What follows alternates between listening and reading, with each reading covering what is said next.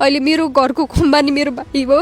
भाइ बिना म पनि बाँच्न सक्दैन र मेरो परिवार पनि एकदमै तडपेको छ। घर परिवारले थाहा छैन, घर परिवारले थाहै छैन यस्तो कुरा। आफूले जति दुःख पाए पनि भाइ चाहिँ खुसी होस् है भन्ने बहिनीको सोचाइ थियो र बहिनीले गाउँबाट भाइलाई सहर ल्याउनु भयो। म आएको अहिले 7 वर्ष भयो काठमाडौँमा। मैले घरबाट 1 रुपियाँ पनि हाम्रो त्यस्तो हुँदैन दाइ होइन। मैले आफूले सङ्घर्ष गरेर म कानुन पढिरहेको अब होइन। अब कानुन पढ्दा पनि मैले भाइले चाहिँ अब मेरो एउटा मात्रै भाइ हो होइन। मैले चाहिँ त्यसलाई त्यसकै लागि मेरो उमेर पनि गइसक्यो कि दाइ। म त 24-25 वर्ष हुन थालिसकेँ होइन। अब उसलाई नै पढाउँछु होइन, बरु मेरो जिन्दगी नै उसैको लागि बित्छ भनेरै म काठमाडौँ भाइलाई चाहिँ सुदूरपश्चिमबाट चाहिँ यहाँ ल्याएर म पढाउन थालेको कि। भाइको पढाइ पनि एकदमै राम्रो थियो होइन। अब यदि मेरो किडनी बेचिन्छ भने म जहाँ लगेर पनि तयार छु बेच्नलाई होइन। तर मेरो भाइ चाहिँ बाँच्नु पर्यो। म भाइको लागि जे पनि गर्न तयार छु र मैले योभन्दा अगाडि पनि सबै कुरा भाइकै लागि भनेर गरेको थिएँ। तर अहिले पनि अब त्यो गर्दै पनि मलाई चाहिँ यो अवस्था पनि पुर्याइहाल्यो होइन। तर पनि अझै पनि म पछाडि हटेको छैन, तर पनि अझै पनि गर्छु। यदि किडनी बेच्ने ठाउँ भयो भने म बेच्न तयार छु दाइ।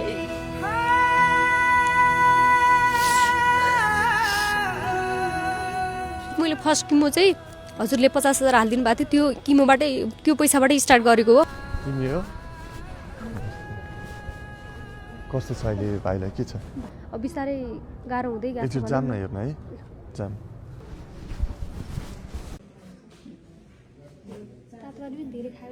तिम्रो भाइको नाम के हो? वीरेन्द्र बुढा हो मेरो भाइको नाम चाहिँ। तिम्रो नाम? मेरो नाम मनिषा बुढा हो। कहिलेदेखि तिम्रो भाइमा बोन म्यारो क्यान्सर देखिएको? भाइलाई चाहिँ यो ठ्याक्कै त्यो कार्तिकको के अरे असोजको 19 गते म घरबाट आएको थिएँ। खासमा चाहिँ न्यु चाहिँ एउटा काँक्रा थियो, त्यो काँक्राबाटै भयो कि। उसले चाहिँ मैले साँझ चाहिँ नखाऊ है अनि त्यो टन्सिल हुन्छ होला सायद भनेर भनेको थिएँ। उसले चाहिँ खायो अनि खाइसकेपछि पछिल्लो दिन चाहिँ उसलाई टन्सिल भइ नै हाल्यो। अनि त्यसपछि मैले चाहिँ हस्पिटल, तिमी चाहिँ हस्पिटल जाऊ, म चाहिँ काममा जान्छु भनेर बिहानै म कलेज गइहालेँ। कलेजबाट पछि म काममा गइहालेँ। बेलुकातिर यताको कोठाको दिदी हुनुहुन्थ्यो, बाबुलाई चाहिँ अलिक बढी भयो जस्तो छ क्या मान्छे भनेर भन्नुभयो। अनि त्यसपछि मैले चाहिँ उसलाई चाहिँ यता माथि एभरेस्ट हस्पिटलमा भर्ना गरेँ। भर्ना गरिसकेपछि लगभग 40-50 हजार मेरो त्यही खर्च भइसकेको थियो। अब हामीले होल बडी चेक गराउँदाखेरि पनि सायद यो बिराम चाहिँ पत्ता लागेन। त्यसपछि मैले ब्लडै चेक गराउन थालेँ। अनि ब्लड चेक गराउँदाखेरि ब्लडमा इन्फेक्सन भइसक्यो भनेर डक्टरले भन्यो। त्यसपछि म गएँ सिभिलमा ब्लड हेर्ने मान्छे थिएन त्यहाँ, डक्टरहरू कोही पनि थिएन, सबै लिभमा थिए। त्यसपछि म फेरि गएँ भक्तपुरबाट पनि मैले चाहिँ त्यहाँ चाहिँ एकजना सरलाई सोधेँ, सर अब यहाँ चाहिँ ब्लड पनि त्यहाँ पनि ब्लड हेर्ने मान्छे रहेनछ। एकजना सरले भन्नुभयो तिमी चाहिँ पाटन जाऊ, अहिले चाहिँ पाटन अर्ध सरकारी हो, त्यहाँ चाहिँ सायद हुन्छ होला भनेर भन्नुभयो। म फेरि त्यहाँबाट ट्याक्सी बुक गरेर म पाटन हस्पिटल आएँ। पाटन हस्पिटल आइसकेपछि इमर्जेन्सीमा भर्ना गरेर बाबुलाई त्यो दिन नै उपचार गर्न थालेँ। अनि त्यसपछि पनि अब मलाई चाहिँ यो स्वास्थ्यतिर चाहिँ खासै थाहा थिएन, म एक्लै थिएँ। अनि त्यही अब भनौँ लगातार 12देखि 14 दिनसम्म मेरो घर परिवार कसैलाई पनि थाहा दिएन। मैले चाहिँ बाबुको उपचार सम्भव होला भन्ने थाहा भयो। अनि त्यसपछि मैले त्यो उपचार मसँग भएको लगभग 15-20 लाख जति थियो होला। म त्यो दिन नै अगाडि नै मलाई यहाँको सरहरूले सबैले सोध्नु भएको थियो कि अब उपचारै गर्न सक्छ कि सक्दैन होइन, त्यो उपचार यहाँ चाहिँ अब कतिसम्म तिमीले चाहिँ लगानी गर्न सक्छ भन्ने कुरा गर्छ। मेरो त भाइ चाहिएको थियो मलाई चाहिँ उपचार भन्दा पनि भनौँ न। अनि त्यो हुँदाखेरि चाहिँ मलाई चाहिँ एकदमै झन् कमजोर फिल भयो। मैले चाहिँ अब सक्दिनँ क्या हो भन्ने सोचेँ होइन। त्यसपछि चाहिँ वार्डमै भर्ना गर्यो। मैले चाहिँ लगभग त्यही फर्स्टमा चाहिँ डिपोजिट राख्नु पर्दो रहेछ, अब त्यो पनि थाहा थिएन मलाई चाहिँ। अनि त्यसपछि हामीले डिपोजिट राखेर मैले चाहिँ वार्डमा भर्ना गरेँ। वार्डमा भर्ना गरिसकेपछि चाहिँ बाबुको तत्कालै उपचार चाहिँ सञ्चालन गर्यो। मसँग भएको चाहिँ लगभग त्यति पैसा चाहिँ मैले चाहिँ गर्दै आफै एक्लै ब्लड ल्याउन जाने, एक्लै भाइलाई पछि के हुन्छ भन्ने थाहा नहुँदै पनि कसैले थाहा दिएन मैले 15 दिनसम्म चाहिँ। त्यसपछि मेरो जब त्यो पैसा सकिएपछि चाहिँ मलाई चाहिँ अब त म सक्दिनँ होला, यत्रो पैसा त गइसक्यो भन्न थालेपछि म चाहिँ यो भिडियो बनाउनु चाहिँ एकदमै पछि पढेँ भनौँ न। हजुरलाई चाहिँ रिक्वेस्ट गरेँ। अनि त्यसपछि मैले चाहिँ अब कोसँग गएपछि मेरो चाहिँ अब यो चाहिँ सल्भ होला भन्ने सोचेँ होइन। त्यसपछि हजुर, अनि त्यसपछि चाहिँ मैले एकजना अनलाइन खबरको सरलाई त्यहाँ भेटाएर कुरा गरेँ। उहाँ सरले भन्नुभयो अनि हामीले चाहिँ कुरा अब राखिदिन्छौँ, उहाँले चाहिँ अब बिजी हुनुहुन्छ, इन्डिया हुनुहुन्छ होला सायद भनेर भन्नुभयो। त्यसपछि म एकजना दिदी हुनुहुन्थ्यो त्यहाँनिर मकै पुलिराख्नु भएको थियो, म चाहिँ एकदमै भौतारिएर म त्यहाँ पुगिरहेको थिएँ कि। अनि त्यसपछि सरले चाहिँ कुरा गर्नुभयो। अनि त्यसपछि मैले चाहिँ सायद मैले फर्स्ट किमो चाहिँ हजुरले 50,000 हालिदिनु भएको थियो, त्यो किमोबाटै त्यो पैसाबाटै स्टार्ट गरेको हो। फर्स्टमा मेरो 50,000 को किमो लगाएको थियो लगातार 1 हप्तासम्म है। अनि त्यसपछि त लगभग 2,92,000 त्यस्तै आउन थाल्यो।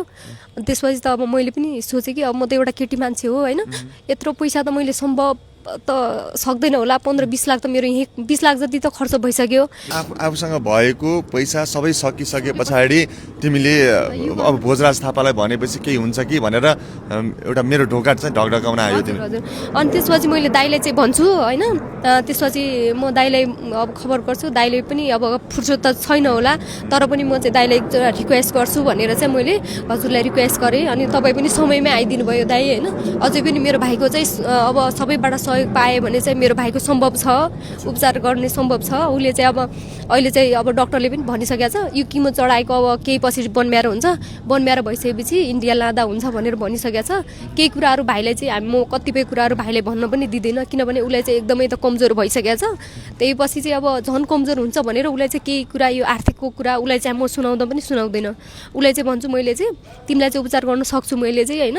अब पैसा मेरोमा पैसा छैन भने मलाई म भन्छु 30 लाख छ मसँग होइन, तिमीलाई चाहिँ लग्छु म भनेर उसलाई चाहिँ त्यस्तो भनिरहेको हुन्छ कि कति पैसा नहुँदा पनि मसँग छ पैसा, तिमीलाई म बचाउँछु भाइ पिर नगर भनेर भन्छौ तिमीले। अब उसले भन्छ हाम्रो चाहिँ अब सबै कुरा चाहिँ म मात्रै हो नि त मेरो घर परिवारको। अब मेरो बुवा पनि एकदम बुढो हुनुहुन्छ अहिले त। अब भनौँ न घरतिर पनि यो कुरा चाहिँ मेरो बुवा फेसबुक चलाउनुहुन्न, मेरो आमा पनि फेसबुक चलाउनुहुन्न कि। उनीहरूलाई चाहिँ भन्छु कि मैले बाबुलाई चाहिँ नर्मल छ भन्छु कि, नर्मल छ भाइलाई केही पनि हुँदैन अब भन्छु मैले चाहिँ। मेरो बुवामा त म फोन मात्रै कुरा गर्ने हो होइन।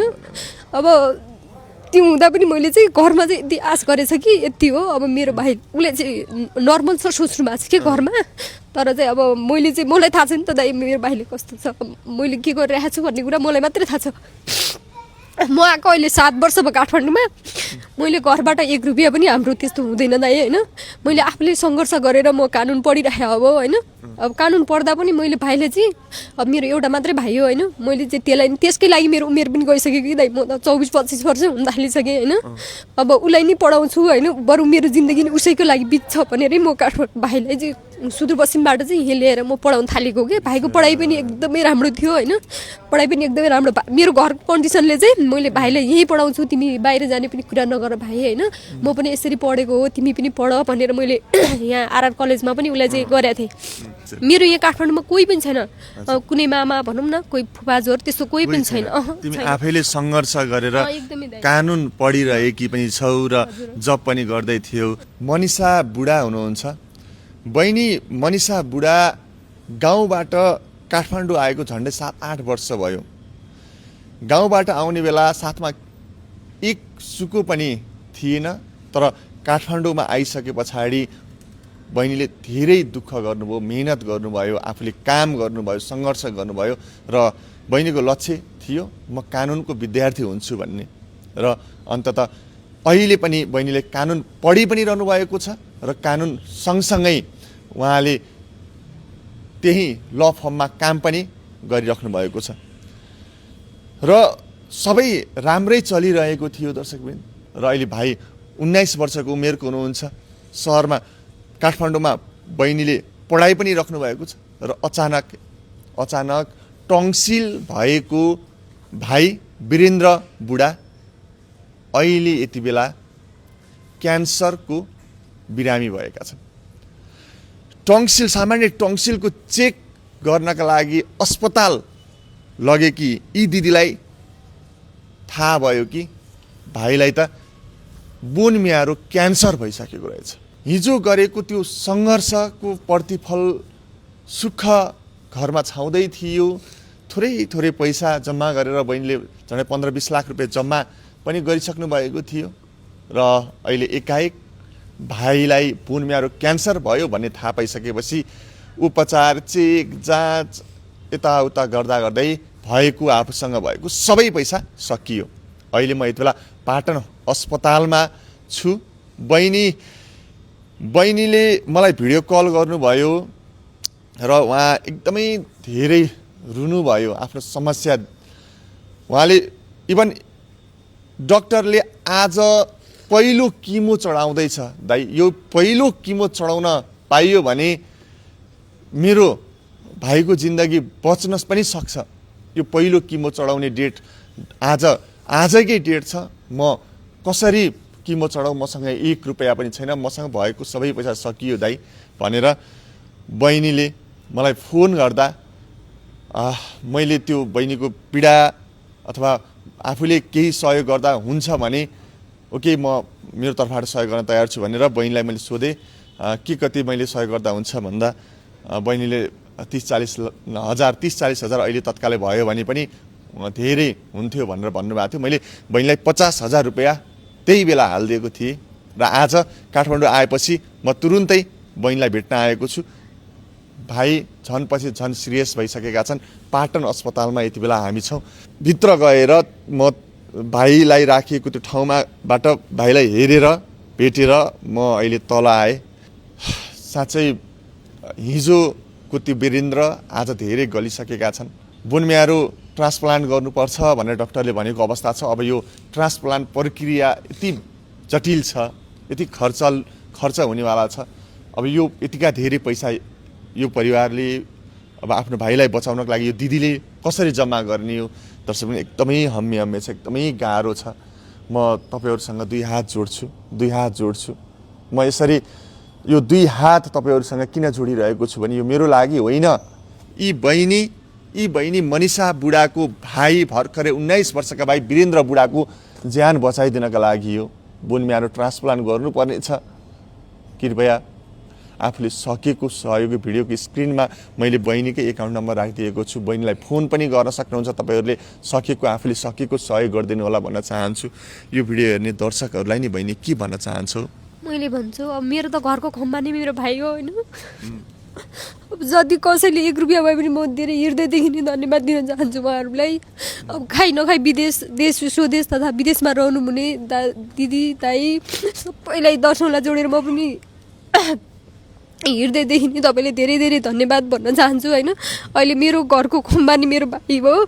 भाइ बिना म पनि बाँच्नु सक्दैन र मेरो परिवार पनि एकदमै तडपेको छ। घरपरिवारले थाहा छैन, घरपरिवारलाई थाहै छैन यस्तो कुरा।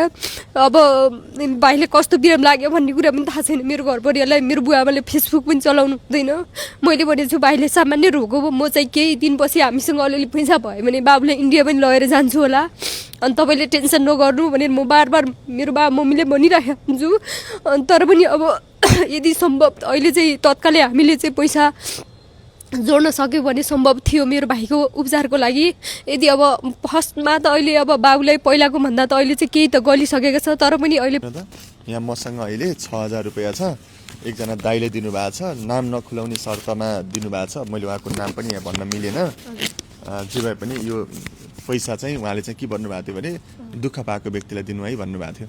मैले उहाँले चाहिँ हृदयदेखि नै धन्यवाद भनिदिनु दाइ होइन। मेरो भाइको उहाँको लागि उहाँले चाहिँ यो दिनुभएको 6,000 छ। मेरो लागि 6 करोडसम्मको उहाँले चाहिँ सहयोग गरिदिनु भयो भन्ने मैले सोचिरहेको छु। मेरो भाइको लागि चाहिँ 1 रुपियाँ भए पनि मेरो भाइको लागि चाहिँ मैले चाहिँ बचाउने सक्छु कि भनेर मैले 1 रुपियाँ भए पनि उहाँहरूसँग हात जोडिरहेको छु।